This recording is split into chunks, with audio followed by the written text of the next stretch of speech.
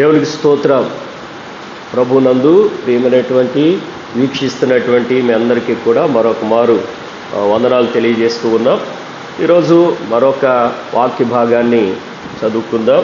లేఖన భాగంలో నుంచి వాక్యంలోకి వెళ్ళే ముందు దేవుని బిడ్డారా ఒక విషయాన్ని చెప్పి నా వాక్య భాగంలోకి వెళతాను. చూడండి, మనము అడక్కోకుండానే కొన్ని ఆధిక్యతలు దేవుడు మనకు అనుగ్రహిస్తూ ఉంటాడు. బైబిల్ గ్రంథంలో కూడా చాలామందికి వారు అడక్కోకుండానే దేవుడు వారికి ఎన్నో ఆధిక్యతలు ఇచ్చాడు. అటువంటి ఇచ్చిన వారిలో మనకి సౌలు రాజు మనకు కనపడతాడు. సౌలు ఒకప్పుడు గురి గమ్యం లేకుండా గాడిదల వెనకాల తిరిగేటువంటి వ్యక్తి.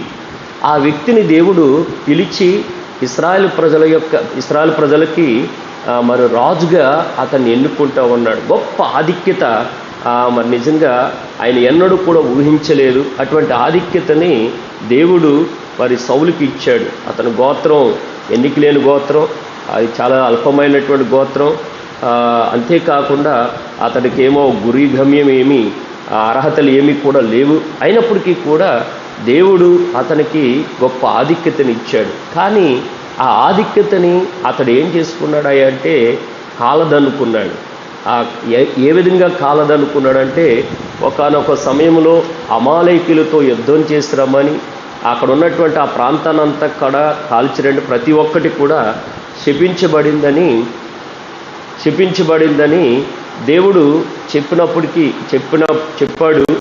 కానీ వెళ్ళిన తర్వాత అక్కడ జరిగింది ఏంటంటే అన్నీ కూడా కాల్చుచ్చాడు. కానీ బలిసినటువంటి ఎడ్లను మరి అవి దేవునికి బలర్పించడానికి తీసుకొచ్చినట్టుగా, అంటే దేవుని మాటని ధిక్కరించినట్టుగా, దేవుని మాటకి విధేయత చూపకుండా అవిధేయుడిగా ఉన్నట్టుగా మనం చూస్తున్నాం. ఎప్పుడైతే దేవుని మాటకి అవిధేయత చూపించాడో తనకున్నటువంటి ఆధిక్యతని మరి పోగొట్టుకున్నట్టుగా మనం చూస్తూ ఉన్నాం. కనుక దేవుని బిడ్డారా, దేవుడు మనకిచ్చినటువంటి ఆధిక్యత చాలా గొప్పది. ఆ ఆధిక్యతని మనం ఎప్పుడు కూడా పోగొట్టుకోవడానికి వీలు లేదు. మరి బైబిల్ గ్రంథంలో అలాగా యేసేవు ఉన్నాడు, యాకోబు యొక్క సహోదరుడు. వీళ్ళిద్దరూ కూడా మనందరికీ తెలిసినటువంటి లేఖన భాగం. యేసేవుకి దేవుడు జ్యేష్ఠత్వ హక్కుని ఇచ్చాడు. అయితే ఆ హక్కు మరి ఆ దినాల్లో చాలా శ్రేష్టమైంది. అటువంటి ఆ శ్రేష్టమైనటువంటి హక్కుని అతడు ఏం చేసుకున్నాడంటే ఒక్కనాటి పూట కూటి కోసం జ్యేష్ఠత్వ హక్కును అమ్మేసుకుని తనకిచ్చినటువంటి ఆధిక్యతని కాలదనుకున్నాడు. ఆ తర్వాత ఎంతగానో ఏడ్చాడు, ఎంతగానో కన్నీళ్ళు కార్చాడు. కానీ పోగొట్టుకున్నటువంటి ఆధిక్యత మరలా తిరిగి రాలేదు. కనుక దేవుని బిడ్డలారా, బైబిల్ గ్రంథంలో మరొక కొంతమందిని చూస్తే కనుక యాకోబు కుమారులు ఉన్నారు, 12 మంది కుమారులు. యాకోబు మరణ దినాలు సమీపించిన సమయంలో ఆ 12 మందిని కూడా పిలిచి అంత్య దినాల్లో వారికి జరగబోయేటువంటి విషయాల్ని ప్రస్తావిస్తూ ఒక మాట అంటూ ఉంటాడు. చూడండి, ఆదికాండం 49వ అధ్యాయము మొదటి వచనం చూస్తే, యాకోబు తన కుమారులను పిలిచి ఇట్లా నేను మీరు కూడి రండి, అంత్య దినములలో మీకు సంభవింపబో సంగతులను మీకు తెలియచేయుదును. చూడండి, ఇక్కడ యాకోబు తన యొక్క కుమారుల్ని పిలుస్తూ ఉన్నాడు. పిలిచి మీకు అంత్య దినాల్లో, అంటే ఒక ప్రవక్తగా ఇక్కడ మాట్లాడుతూ ఉన్నాడు. ఆ ప్రవక్తగా మాట్లాడుతూ మీకు సంభవింపబో ప్రతి విషయాన్ని కూడా తెలియజేస్తాను రండి అని చెప్పినప్పుడు ఆ 12 మంది వచ్చారు. ఆ 12 మంది వచ్చినప్పుడు మరి ఈ 12 మందిలో జ్యేష్ఠుడు ఎవరయ్యా అంటే రూబేను. ఇతనికి దేవుడు ఆధిక్యతని ఇచ్చాడు. ఎంత ఆధిక్యతనంటే 12 గోత్రాలకి జ్యేష్ఠుడిగా మొదటి వ్యక్తిగా అతని దేవుడు చేస్తే అతడు ఏం చేశాడయ్యా అంటే అపవిత్రమైనటువంటి ఆలోచన, అపవిత్రత వల్ల తండ్రి మంచం ఎక్కటం ద్వారా అతడు ఏం చేశాడయ్యా అంటే తనకున్నటువంటి దేవుడు తనకిచ్చినటువంటి ఆధిక్యతని కాలతన్నుకున్నాడు. ఎందుకయ్యా అంటే అతడి యొక్క అపవిత్రమైనటువంటి ఆలోచనలు మరి దేవుడిచ్చినటువంటి ఆధిక్యతని పారద్రోలుకున్నట్టుగా మనం చూస్తూ ఉన్నాం. ఆ జ్యేష్ఠత్వకును పోగొట్టుకున్నాడు. ఆ తర్వాత మరి రెండో వాడికి రావాలి. రెండోవాడు ఎవరయ్యా అంటే షిమ్యోను. షిమ్యోన్కి రావాలి, ఆ తర్వాత మరి లేవికి రావాలి. కానీ ఈ షిమ్యోను, లేవి కూడా వాళ్ళు వేండ్రమైనటువంటి కోపం కలిగి ఉన్నారు.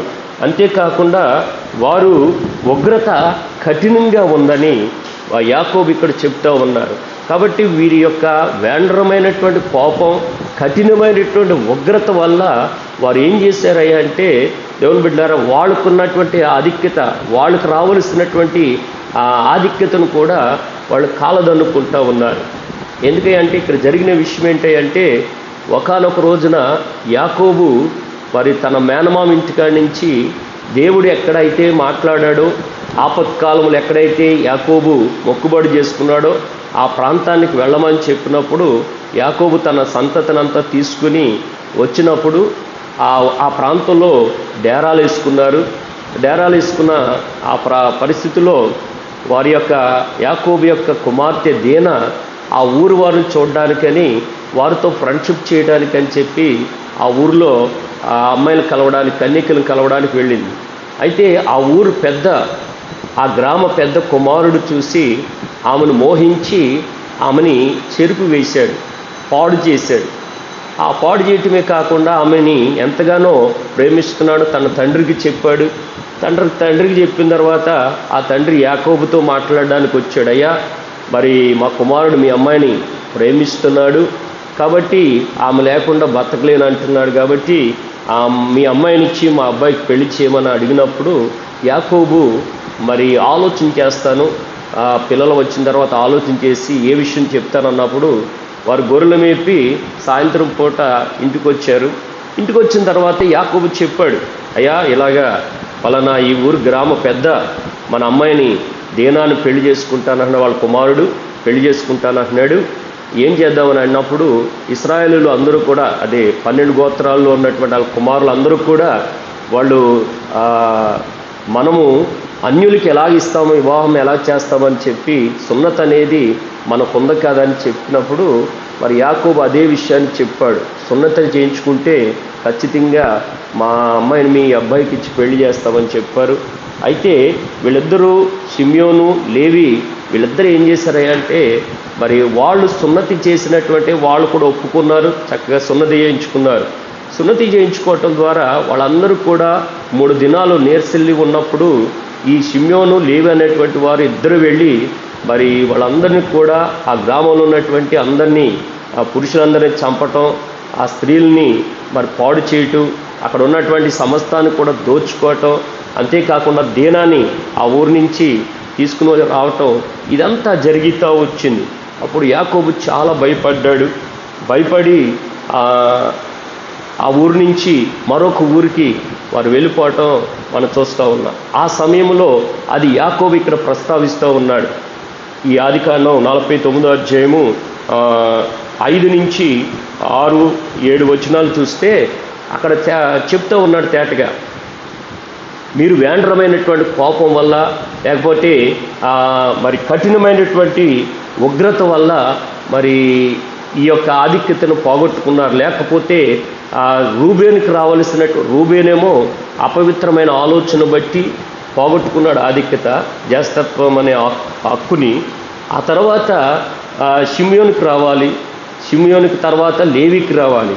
కానీ వీళ్ళిద్దరూ కూడా ఈ వేండ్రమైన కోపం వల్ల వారి ఆధిక్యతను పోగొట్టుకున్నారు. అయితే యోధ 4వ వాడైనటువంటి యోధాకి ఈ ఆధిక్యత దొరికినట్టుగా ఈ యోధ మరి ఆధిక్యతని సంపాదించుకున్నట్టు, 4వ వాడుగా ఉన్నటువంటి యోధ ఈ ఆధిక్యతని సంపాదించుకున్నట్టుగా మనం చూస్తూ ఉన్నాం. దేవుని బిడ్డలారా, దేవుడు మనకి ఎన్నో ఆధిక్యతలు ఇస్తూ ఉన్నాడు. ఏంటంటే ప్రభునందు విశ్వాసం ఉంచినటువంటి మనకు కూడా గొప్ప ఆధిక్యతను ఇచ్చాడు. ఆ ఆధిక్యత ఏంటంటే మరి దేవదూతలకి తీర్పు తీర్చే ఆధిక్యతను, రెండోది ఏంటంటే ఆయనతో పాటుగా సదాకాలము మరి ఆయనతో పాటు యుగయుగాలు ఆయనతో పాటు ఉండే ఆధిక్యతని దేవుడు మనకు అనుగ్రహించాడు. కాబట్టి ఈ ఆధిక్యతని మనం ఎప్పుడూ కూడా పోగొట్టుకోవడానికి వీలు లేదు.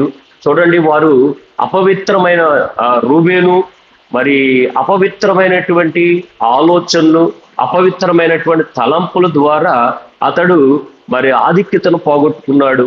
షిమ్యోను, లేవి వీళ్ళు కూడా వారు వేండ్రమైనటువంటి ఉగ్రతమైన కఠినమైనటువంటి కోపం వల్ల వారు ఏం చేసుకున్నారంటే వారికి ఇచ్చినటువంటి ఆధిక్యతను పోగొట్టుకున్నాడు.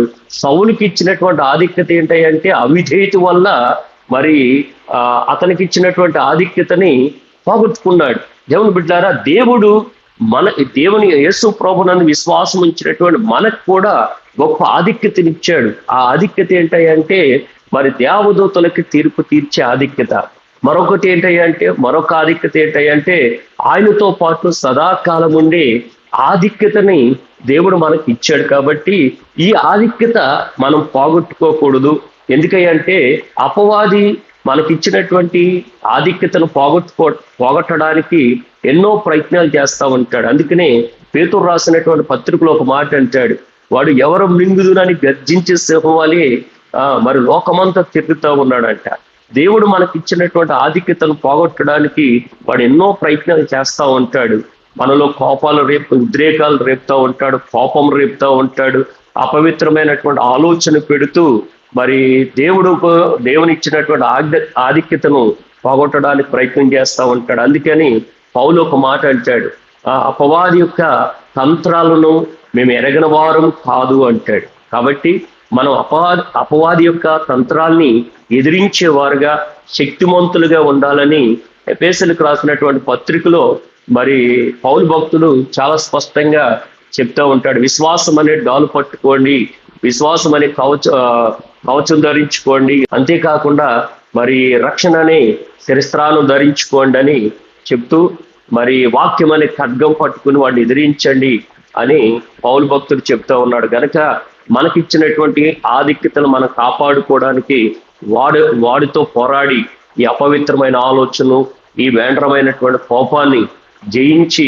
మరి అవిధేయతను జయించి మరి దేవుడిచ్చినటువంటి ఆధిక్యతను మనం కాపాడుకుందాం. అట్టి కృప దేవుడు మనందరికీ ఇవ్వాలని ఆశిస్తూ ఈ మాటలు ముగిస్తా ఉన్నాం. దేవుడు ఈ కొద్ది మాటలు మన వెలుపులో దీవించిన గాక. ఆమేన్.